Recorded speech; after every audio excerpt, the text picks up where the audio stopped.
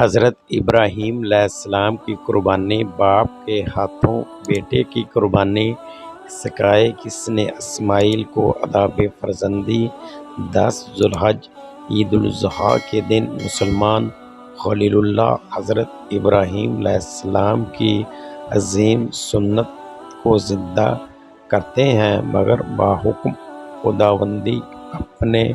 لاڈلے فرزند حضرت اسماعیل علیہ السلام کے نازک، نرم، خوبصورت، نورانی گلے پر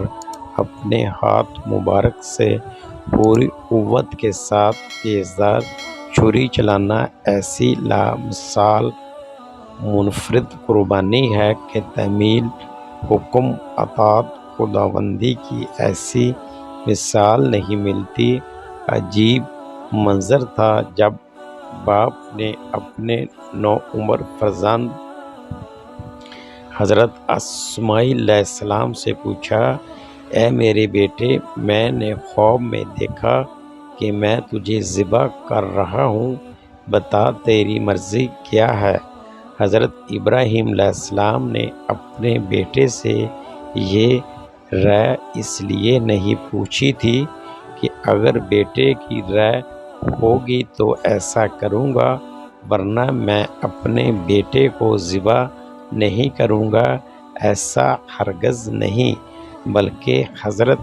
ابراہیم علیہ السلام نے رائے اس لیے پوچھی تھی کہ یہ معلوم ہو جائے کہ اللہ کے حکم کے بارے میں بیٹے کا تصور کیا ہے۔ حضرت اسماعیل علیہ السلام کی فرما برداری دیکھیے، وہ بیٹا بھی تو کوئی عام بیٹا نہیں تھا، وہ بھی آخر خلیل اللہ کا فرزند ارجمند تھا۔ اگر باپ خلیل اللہ کے مرتبہ پر فائز تو بیٹے کے سر پر بھی ذبیح اللہ کا تاج سجنے والا تھا، کیونکہ آپ علیہ السلام ہی کی سلب عطر سے آقائے دو جہاں، تاجدار انبیاء، شفیع روز جزا جناب حضرت محمد مصطفیٰ صلی اللہ علیہ وآلہ وسلم اپنے نور مبین سے اس جہاں کو دائمی روشنی سے منور کرنے والے تھے، اس لیے وارث نبوت نے بھی اطاعت کی حد کر دی۔ آپ علیہ السلام نے اپنے باپ کے آگے سر کو جھکا دیا اور یہ بھی نہیں پوچھا کہ ابا جان، مجھ سے کیا جرم سرزد ہوا ہے، میری خطا کیا ہے، میری غلطی کیا ہے جو آپ مجھے موت کے حوالے کرنے جا رہے ہیں؟ قربان جاؤں اس بیٹے پر جس نے نہایت عاجزی انکساری سے اپنے باپ کے آگے گردن جھکاتے ہوئے جو کلمات اپنی زبان سے ارشاد فرمائے، وہ قیامت تک نسل انسانی کے لیے مشعل راہ بن گئے۔ قرآن کریم میں ارشاد باری تعالیٰ ہے کہ اس بیٹے نے کہا، اے ابا جان، آپ وہی کیجئے جس کا آپ کو حکم دیا گیا ہے، انشاءاللہ آپ مجھے عنقریب صبر کرنے والوں میں سے پائیں گے۔ اے ابا جان، میں روؤں گا نہیں اور نہ ہی میں چلاؤں گا اور نہ ہی آپ کو اس کام سے منع کروں گا، اب آپ چلیے اور اس حکم کی تعمیل میں دیر نہ کیجیے، انشاءاللہ آپ مجھے صبر کرنے والوں میں سے پائیں گے۔ بقول حضرت علامہ محمد اقبال، یہ فیضان نظر تھا یا کہ مکتب کی کرامت تھی، سکھائے کس نے اسماعیل کو آداب فرزندی؟ آگے بڑھ کر حضرت ابراہیم علیہ السلام نے اپنے بیٹے کو پیشانی کے بل لٹا دیا اور حضرت اسماعیل علیہ السلام شان منظر دیکھ کر ششدر رہ گئے، حیران رہ گئے۔ قریب تھا کہ چھری چل جاتی، لیکن اللہ کریم کی طرف سے ندا آئی، آواز آئی، اے ابراہیم، تو نے اپنا خواب کو سچ کر دکھایا، یہ ایک بڑی آزمائش تھی، تم اس میں کامیاب ہوئے اور اللہ تعالیٰ نے جنت سے حضرت اسماعیل علیہ السلام کے بدلے قربانی کے لیے ایک دمبا بیچ دیا۔ ابراہیمی قیامت تک ہر صاحب استطاعت پر واجب کر دی گئی۔ حضرت زید بن ارقم رضی اللہ تعالی عنہ فرماتے ہیں کہ صحابہ کرام رضوان اللہ علیہم اجمعین نے عرض کیا، یا رسول اللہ صلی اللہ علیہ وآلہ وسلم،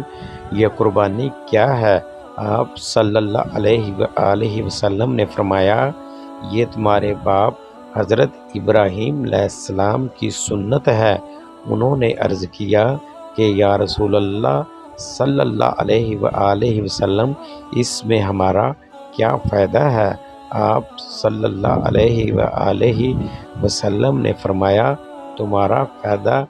یہ ہے کہ تمہیں قربانی کے جانور کے ہر بال کے بدلے میں ایک نیکی ملے گی۔ حضرت عبداللہ بن عمر رضی اللہ تعالی عنہ سے روایت ہے کہ حضور نبی کریم صلی اللہ علیہ وآلہ وسلم نے مدینہ منورہ میں 10 سال قیام فرمایا اور ہر سال قربانی کی۔ حضور اقدس صلی اللہ علیہ وآلہ وسلم نے فرمایا کہ قربانی کے دن کوئی نیک عمل اللہ تعالیٰ کے نزدیک قربانی کا خون بہانے سے بڑھ کر محبوب اور پسندیدہ نہیں۔ ہمیں چاہیے کہ عید الاضحیٰ کے ایام میں پورے ذوق و شوق کے ساتھ سنت ابراہیمی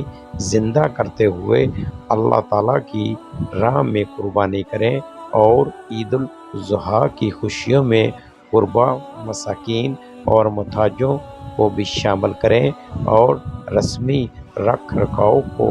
بالائے طاق رکھتے ہوئے غریب لوگوں کو بھی گلے سے لگائیں گے، کیونکہ سچی خوشی تو وہی ہے جو آپ کو رد عمل کے طور پر ملے، اور جب کسی دکھی، غریب، کمزور کو سینے سے لگایا جاتا ہے تو اس سے یقیناً مسرتوں، خوشیوں میں اضافہ ہوتا ہے۔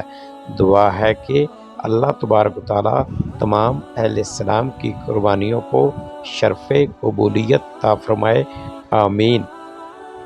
بہت پیاری پیاری اور اچھی